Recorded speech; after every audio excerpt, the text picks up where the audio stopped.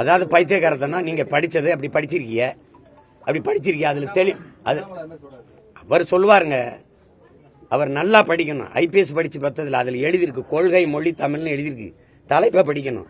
இப்ப நான் சொன்னதான் எழுதியிருக்கேன். கொள்கை மொழி தமிழ், பயன்பாட்டு மொழி ஆங்கிலம், கட்டாய பாடமொழின்னு போட்டிருக்கேன். அதை கட்டாயமா படிக்க வைப்போம். உலகின் எல்லா மொழிகளும் விருப்ப மொழிகள், விரும்பினால் கற்போம், இந்தி உட்படன்னு போட்டிருக்கேன். எழுதுன வேணாம் தானே. அவர் சொல்லுவாரு முதல்ல தமிழனா இருந்து பேசணும்.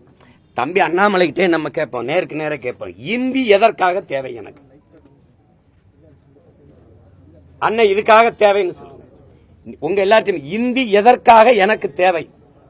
ஒரு காரணம், எதற்காக எனக்கு தேவைன்னு சொல்லுங்க. தேச ஒற்றுமைக்கா? இந்திய படிச்சாதான் தேசம் ஒற்றுமையா இருக்கும்னா, என் மொழியை கொன்னுட்டு எங்க அம்மாவை கொன்னுட்டு உங்க அம்மா அம்மான்னு சொல்றதான் தேசப்பற்றுனா? இது மாதிரி ஒரு தேச துரோகம் உலகத்தில் இருக்க. அப்படி என்ன எனக்கு தேச வேண்டி கிடக்கு சொல்லுங்க. இந்த நாடு நாடாவதற்கு முன்பே நிலைத்து வாழக்கூடிய மகன் நான். அது அண்ணாமலைக்கு தெரிஞ்சிருக்கணும். ஒரு தமிழனா இருந்தா உணர்ந்திருக்கணும். நீன வரலாறு. இந்த நாடு நாடாவதற்கு முன்பே பூர்வீகுடி மக்கள் நாங்கள். இந்த நிலப்பரப்பு முழுதும் பரவி வாழ்ந்தவர்கள், தமிழை தாய்மொழியாக கொண்ட நாகர்கள். நான் சொல்லல, அரசியல் ஆசான் அண்ணல் அம்பேத்கர். தெற்காசிய முழுமைக்கும் பரவி வாழ்ந்தவர்கள் தமிழர்கள். ஹார்வர்ட் பல்கலைக்கழக பேராசிரியர்கள் ரிச்சர்ட் மார்டினும் டோனி ஜோசப்பும். நம்ம சொன்னா கூட பரவாயில்ல, பெரிய பெரிய மேதைகள் சொல்றாங்க.